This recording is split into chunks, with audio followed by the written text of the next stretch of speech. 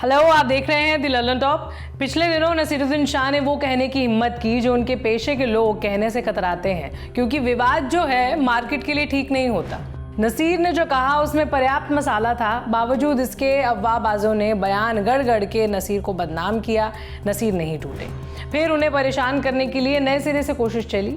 इस बार उनके परिवार को निशाना बनाया गया। माने सोशल मीडिया पर उनकी बेटी और एक्ट्रेस हिबा शाह को लेकर भद्दे मैसेज चले, जैसे ये देख सकते हैं आप। खैर, हम इन मैसेजेस और पोस्ट के बारे में कोई चर्चा नहीं करेंगे। ये गलत इरादे वाली और घटिया कुप्रचार की कैटेगरी में आने वाली बातें हैं जो बेमतलब हैं।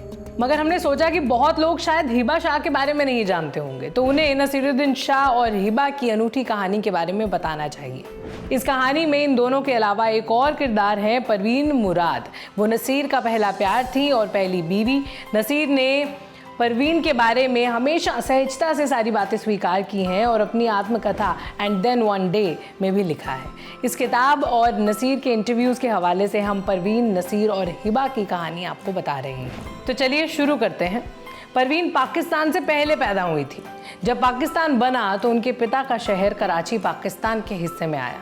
ऐसे परवीन पाकिस्तानी हो गई। परवीन की माँ अलीगढ़ मुस्लिम यूनिवर्सिटी में पढ़ाती थी। कॉलेज की पढ़ाई के लिए परवीन अलीगढ़ मुस्लिम यूनिवर्सिटी आई।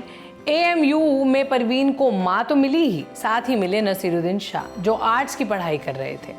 जब परवीन और नसीर मिले तो परवीन 34 साल की थी और नसीर 20 साल के थे।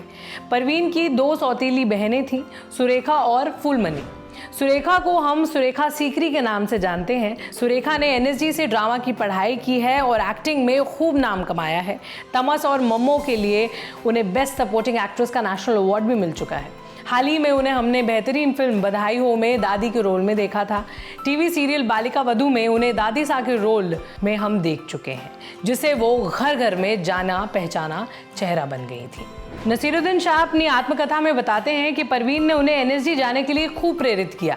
AMU में द चेयर्स नाम के एक नाटक की रिहर्सल के दौरान दोनों की मुलाकात हुई। दोनों में दोस्ती हुई तो वक्त साथ बिताने लगे। परवीन नसीर के नाटकों में बैक स्टेज का काम करने लगी। नसीर भी हॉस्टल से ज़्यादा परवीन के साथ ही रहने लगे, लेकिन ये ज़्यादा दिन चल नहीं सकता था क्योंकि परवीन पाकिस्तानी नागरिक थी। वो AMU से एक के बाद एक डिग्री कर रही थी, साइंस, एजुकेशन और MBBS तक, ताकि उनका जो स्टूडेंट वीज़ा है वो रिन्यू होता रहे और वो और कुछ दिन अपनी माँ के साथ रह सकें। लेकिन फिर AMU में ऐसे कोर्स बचे ही नहीं जिनमें वो एडमिशन ले सकें। परवीन अपने पिता के पास लौटना नहीं चाहती थी और अपनी माँ के पास वो रह नहीं सकती थी। पाकिस्तान से भारत की उन दिनों कुछ ज़्यादा ही खटपट थी। पूर्वी पाकिस्तान में आज़ादी की मांग जोर पकड़ रही थी और पाकिस्तान को लगता था कि इसके पीछे भारत का हाथ है। तो पाकिस्तान में भारतीय नागरिक शक की नज़र से देखे जाते थे और वही ट्रीटमेंट हिंदुस्तान में पाकिस्तानी नागरिकों को मिलता था। CID वाले आकर एक दिन परवीन की माँ के यहाँ दस्तक भी दे गए कि परवीन वीज़ा ख़त्म होते ही लौट जाए। अब एक ही रास्ता था परवीन के पास जिससे वो भारत में रुक सकती हैं कि परवीन किसी भारतीय से शादी कर ले। नसीर परवीन से प्यार करते थे और किसी ना किसी दिन शादी भी करना ही चाहते थे, तो इसी बहाने कर ली। तारीख थी 1 नवंबर 1969। नसीर इसके बाद हॉस्टल छोड़कर परवीन की माँ के यहाँ रहने लगे। यहाँ नसीर और परवीन को एक बेटी हुई। इस बेटी का नाम था हिबा। नसीर इस बच्चे के लिए तैयार नहीं थे। वो NSG में पढ़ रहे थे, उन्हें मुंबई भी जाना था। NSG के दूसरे साल तक नसीर, परवीन और हिबा दोनों से ही दूर हो गए। इसके बाद परवीन और हिबा लंदन चले गए और फिर ईरान जाकर बसे। नसीर से अलग होने के बाद परवीन की एक बेटी और हुई, बुशरा नाम से। इधर नसीर की ज़िंदगी अपनी रफ्तार पर चलती रही। वो थिएटर कर रहे थे, फिल्मों में भी काम मिलने लगा। 1975 का साल उनके लिए खासा अच्छा रहा। इस साल श्याम बेनेगल की निशांत आई। इसमें नसीर को रोल मिला और उनकी तारीफ हुई। निशांत विजय तेंदुलकर के इसी नाम के नाटक पर आधारित थी।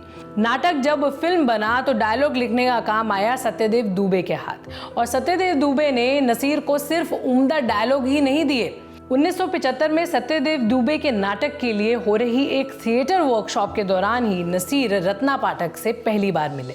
रत्ना तब NSG के 2nd ईयर की स्टूडेंट थी। इनके बीच प्यार पनपा और कुछ वक्त साथ रहने के बाद नसीर ने परवीन को तलाक दिया और रत्ना से शादी कर ली। उधर हिबा ईरान में बड़ी हो रही थी, जहां परवीन लंदन के बाद बस गई। नसीर और उनके बीच संपर्क ना के बराबर था। स्टारडस्ट को दिए एक इंटरव्यू में नसीर ने कहा कि वो 12 साल तक हिबा से नहीं मिले। फिर एक दिन परवीन ने उन्हें लिखा कि हिबा उनसे मिलना चाहती हैं। बाप बेटी मिले और फिर हिबा हिंदुस्तान आ गई। रत्ना ने हिबा को अपना लिया और फिर हिबा की आगे की जिंदगी यहीं बीती। हिबा ने भी अपने पिता की तरह एनएसजी से पढ़ाई की और एक्टिंग में करियर बनाया। खूब थिएटर किया और फिल्में चुन चुन कर। उनकी फिल्में अंतरालों पर आती हैं। 2002 में उनकी 2 फिल्में आई, हाथी का अंडा और मैंगोस का फूल। फिर 2005 में मिस्ड कॉल, फिर 2007 में रवि गोज टू स्कूल, 2014 में क्यों और 2017 में पूर्णा। हाल ही में हमने famous international film maker Majid Majidi की भारत में बनी फिल्म बियॉन्ड द क्लाउड्स में हिबा को देखा था। इन प्रोजेक्ट्स के बीच का वक्त हिबा ने स्टेज को दिया, नाटक लिखे, निर्देशित किए और एक्टिंग भी की। इस्मत चुगताई की 3 कहानियों पर आधारित नाटक इस्मत आपा के नाम में हिबा, नसीरुद्दीन और रत्ना तीनों ने साथ काम किया। टीवी पर भी आने को हिबा ने कम ही हामी भरी है। उनका टीवी पर एक चर्चित किरदार था सीरियल बालिका वधू में। ये दादी सा की युवा अवस्था का रोल था। ये दादी सा थी सुरेखा सीकरी, यानी उनकी मौसी का किरदार था, तो हिबा इस रोल के लिए तैयार हो गई। हिबा ने एक असाधारण जिंदगी जी है। अलग अलग मुल्क से आने वाले उनके माँ बाप, अलीगढ़, लंदन, फिर ईरान में परवरिश, बिना पिता के। उन्होंने होश उस ईरान में संभाला जो खुद क्रांति के बाद अपनी राह तलाश रहा था, भटक रहा था। और फिर जैसे 14 साल की उम्र में जब उन्होंने जड़ें पकड़ी थी, उनकी ज़िंदगी को जैसे किसी ने रिबूट कर दिया। वो जब नसीर और रत्ना के साथ रहने आई तब सिर्फ फारसी बोल सकती थी और थोड़ी बहुत अंग्रेज़ी समझती थी। न नसीर न रत्ना को फारसी आती थी, लेकिन हिबा ने इन सभी चीज़ों को पीछे छोड़ा। हिबा आज हिबा है, महज नसीर या रत्ना की बेटी नहीं। जितनी चीज़ों का अनुभव इंसान कर सकता है, उसमें प्यार सबसे सुंदर चीज़ है। प्यार से उपजा हर रिश्ता सुंदर होता है। हिबा और नसीरुद्दीन शाह का रिश्ता भी ऐसा ही है।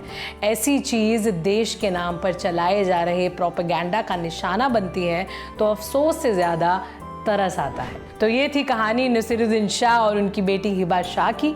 अगर आपको ये वीडियो अच्छी लगी तो हमें ज़रूर बताएं कमेंट्स में लिखकर, और हमारा चैनल सब्सक्राइब करिए। यूट्यूब पर देख रहे हैं तो, फेसबुक पर देख रहे हैं तो हमें लाइक करिए, हमारा पेज है। और आइए विजिट करिए हमारी वेबसाइट thelalantop.com। वहाँ पर स्टोरीज़ भी पढ़ सकते हैं और वीडियोज़ भी देख सकते हैं। शुक्रिया।